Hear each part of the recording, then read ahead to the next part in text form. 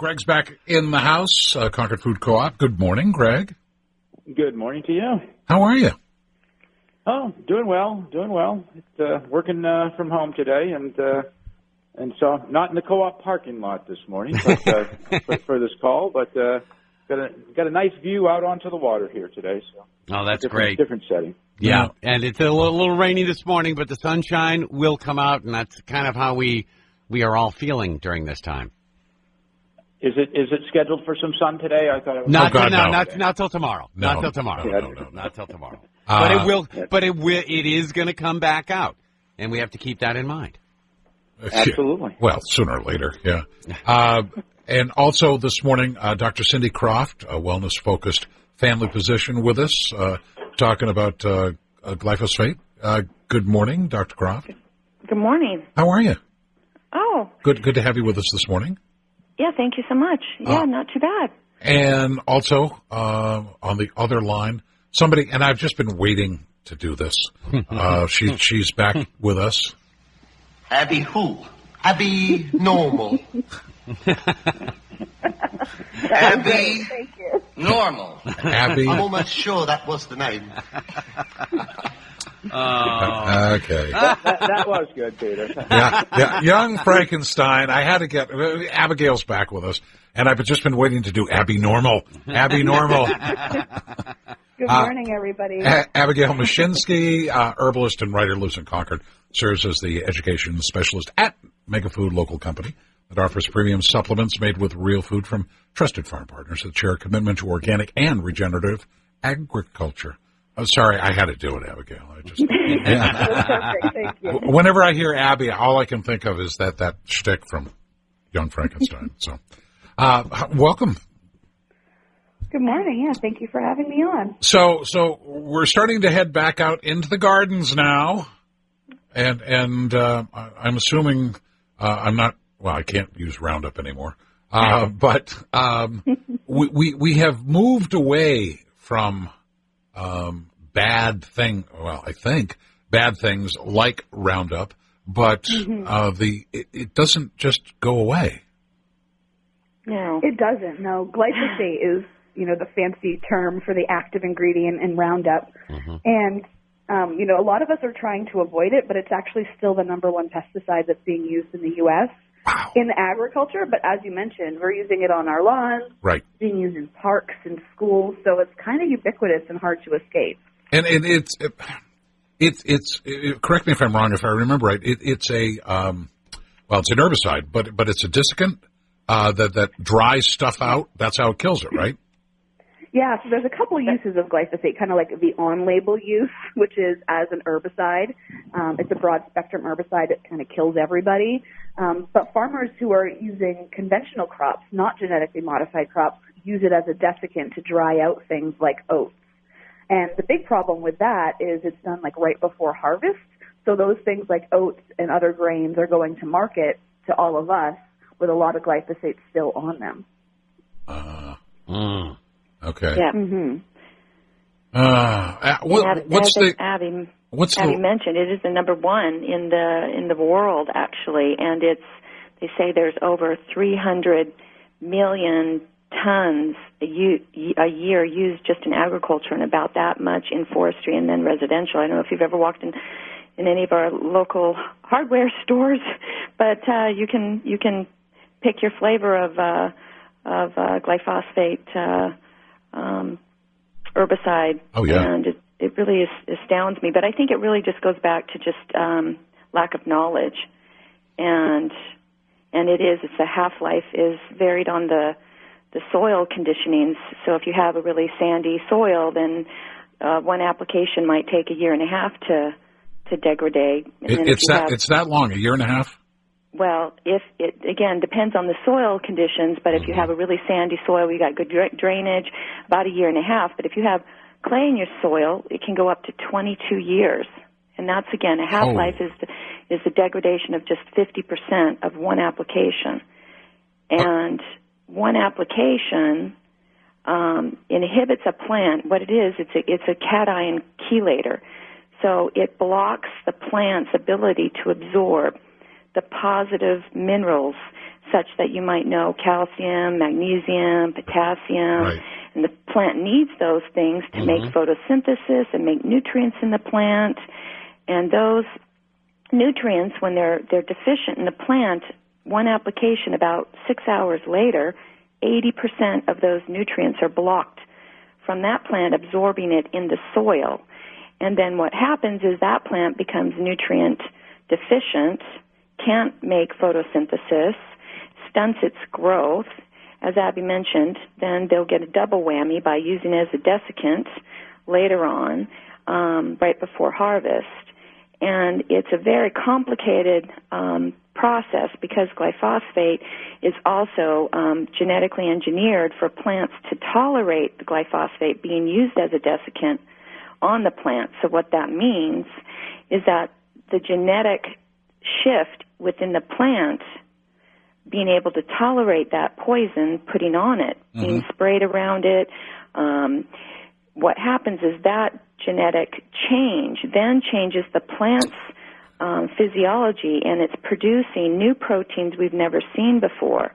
And these new proteins that then we're eating have anywhere from 20 to 200 new proteins are being discovered, and we're just barely starting to understand some of them. They have linked one they can check in saliva now that's found to increase infertility, miscarriages. But these new proteins, when we eat these plants who are basically empty calories, becoming empty calories for us, they become new allergens to our gut.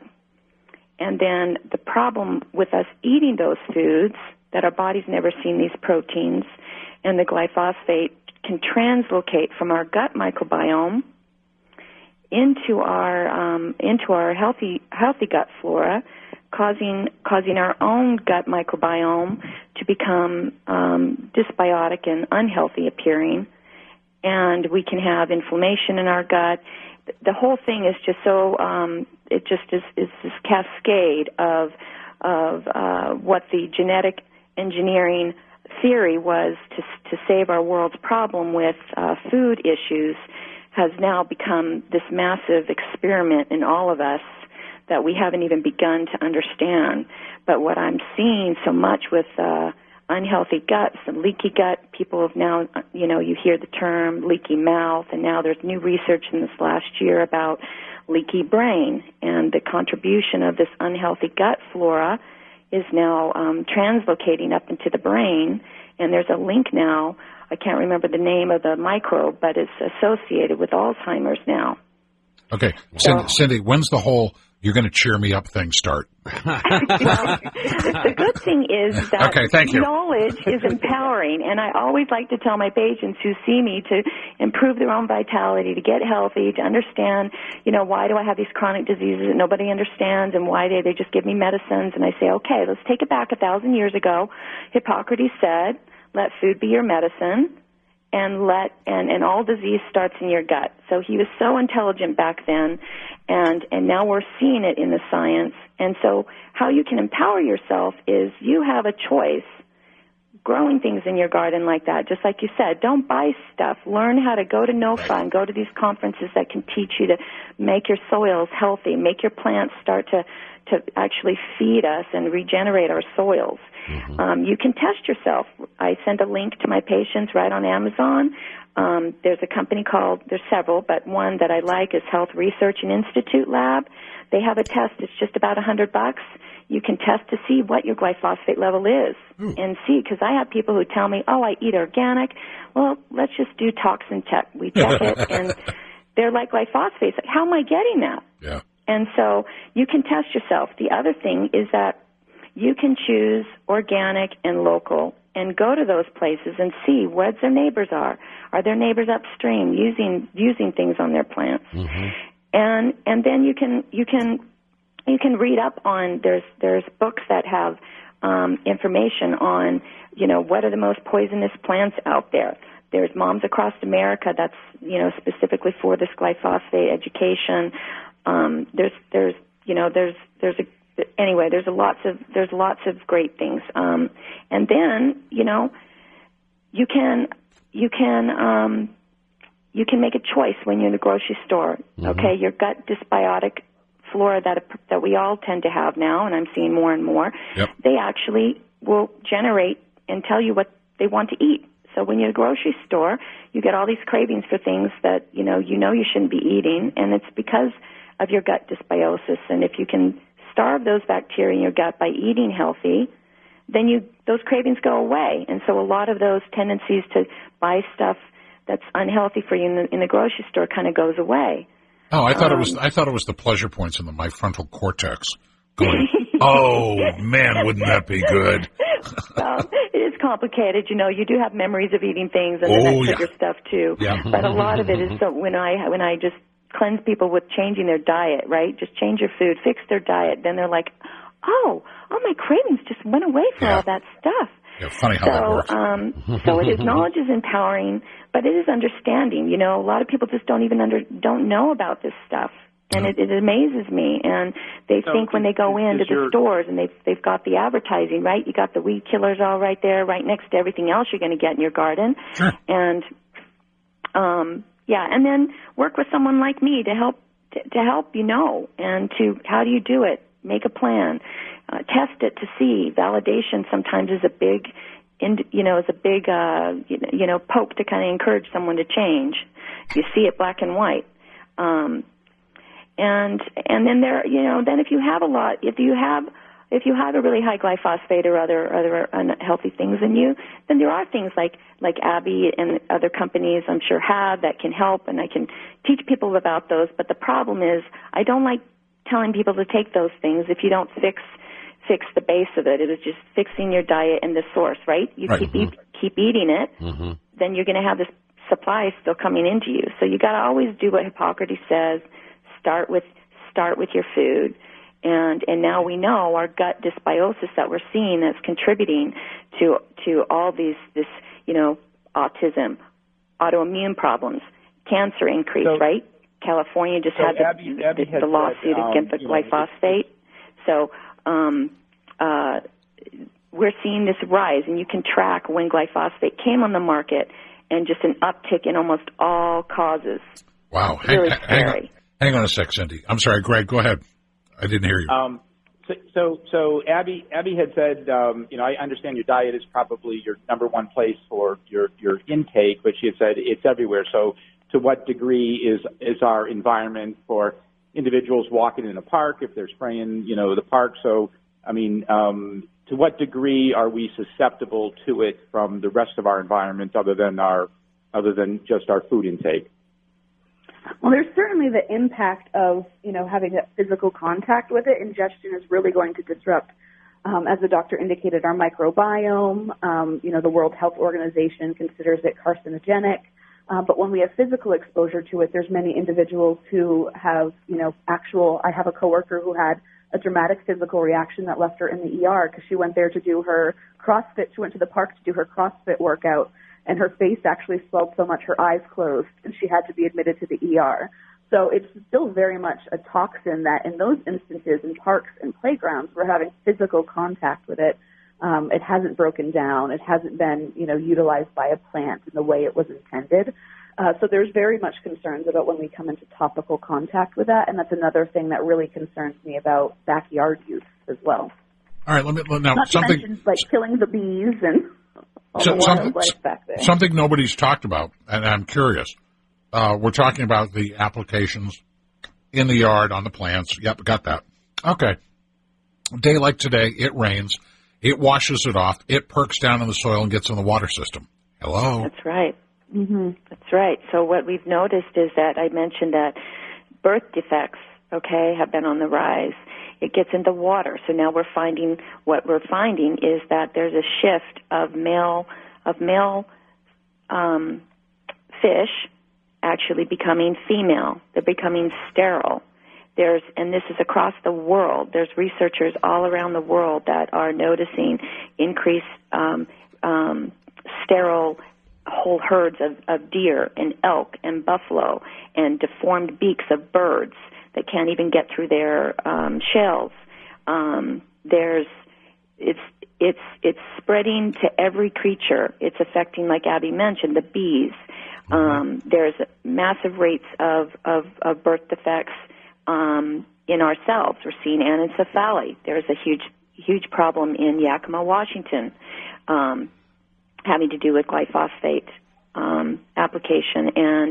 And a couple of years later, there was an 8,000 increased incidence of anencephaly. It's disrupting everywhere. So I learned a lot of what I know of glyphosate from a very well-known world speaker, Don Huber, who's a physician and just decorated speaker and researcher, and he mentioned that this is the largest, unintended experiment that we are exposing ourselves, every creature on the planet, and it's affecting everything. So, wow. So so we're going to have an issue with, we already do have an issue with our plants, our fish and animals becoming sterile and reproductive deformities and issues. So it really does come down to education at this point. Mm-hmm. All right, yeah. I'll tell you what, before we carry on to that, we do have to take a break. So Cindi, Greg, and Abby Normal. Sorry, I had to do it. We'll be back right after this. Friday, Concord Food Co-op. Greg Lessard back with us. So what's shaking at the co-op, Greg? Everything still going forward? Yeah, everything's doing very well. As the curbside pickup has just been very, very well received. That service is just being utilized across the board. It has the employees that would otherwise be at home sitting on a couch, just flying all around the store, gathering orders for the customers. So that's working really well. And that's open to any shopper. You don't have to be an owner of the co-op to utilize that service. And it, we don't have a virtual store. You just go to our website, you use the form, and you just basically say, I want, 5 tomatoes, half a gallon of 2% milk, whatever. So gotcha. Even though they don't have pictures to look at, it's still working very well. And I did want to mention that the co-op's produce department is 100% organic. Individuals are surprised about that at other places they have to search for the organic label, but anything you pick up in our produce department is 100% organic.